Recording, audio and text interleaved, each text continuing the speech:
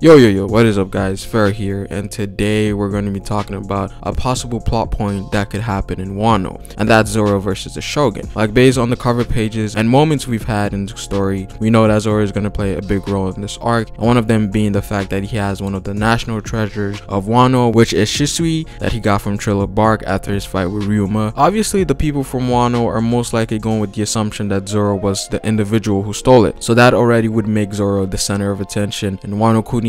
But I do think after the events of Wano, they're going to acknowledge Zoro as the rightful owner of Shisui after he takes out the Shogun, because if you think about it, the Shogun is the strongest samurai in Wano, and if Zoro defeats this individual, it would make sense that they would have a newfound respect for Zoro. You know, best in the strongest samurai in swordsmanship. On his journey to become the strongest, this is something Zoro has to do. So Zoro's potential for growth in Wano is massive. I mean, all the Straw Hats would grow just as much, but the monster trio overall would be on a whole different level after Wano. Now, in terms of symbolism, Zoro is always portrayed to be a tiger. That's his spirit animal, you could say. What we also know is that tigers and dragons are supposed to be rivals in Chinese mythology, and this symbolism could also mean the conflict between Zoro and Shogun. The dragon in most cases symbolizes wisdom, while the tiger symbolizes strength. This could be the contrast between their fighting style. Zoro, from what has been shown, is heavy on brute physical attacks, and on the other hand, the Shogun, who represents wisdom, might not necessarily be physically stronger than Zoro, but definitely more skilled. It's essentially brains versus brawl. Now, I'm not entirely sure if this battle is going to be a 1v1 as much as I would like it. Now, I think Zoro is going to be weaker than the Shogun coming into the battle.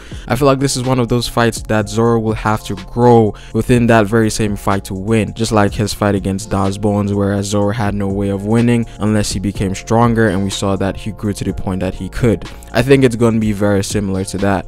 Now, when it comes down to the 1v1, I think Zoro may need to tag team against the Shogun, because based on the hype the Shogun has, he has to be really strong. First of all, the Shogun is the strongest samurai in Wano. So apart from Mihawk, this guy could be the #2 swordsman in the world. And secondly, the alliance Kaido has with the Shogun is mutual, which means that Kaido doesn't consider this guy to be his underling, but an equal. Now, I don't think he's stronger than Kaido or as strong as Kaido, but I do think he could be a top tier, like in the same breath as the admirals. Like, this guy is the ruler of a nation that the Marines avoid going to, so it only makes sense that he could be extremely strong and that Zoro may need help defeating this guy.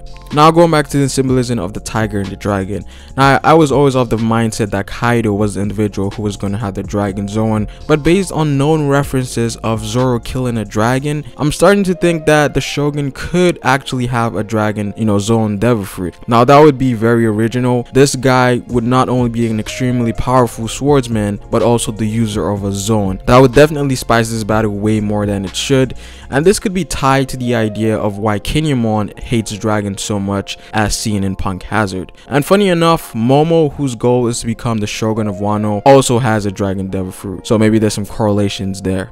Now, something else I think Zoro is going to obtain in Wano is a great sword, one of the 12 highest grade swords, and if by chance this is a fire sword, odds are Zoro could take it after he defeats the Shogun, because Zoro did state that he wanted a fire sword. We also have to factor the idea that Zoro could lose one of his swords in battle, and odds are it's going to be the Sandai Kitetsu, which is the weakest sword Zoro currently has in his arsenal, so it only makes sense that he would get a replacement if one of his swords breaks in Wano. But overall, I'm pretty excited for Wano. This arc might be a lot bigger than we think, especially with the revelations of the more recent chapters we've had in the Reverie, with Big Mom potentially showing up. But that's pretty much it for the video. Do you guys think Zoro is gonna fight the Shogun 1v1, or do you think Zoro needs help to win this fight? Comment down below what you guys think. Like the video if you liked it. Subscribe for more One Piece content in this channel. Also, hit the notification bell if you want to get notified for future videos, because apparently some of my uploads doesn't show in the sub feed. But it is fair, guys, and I will see you folks later. Peace.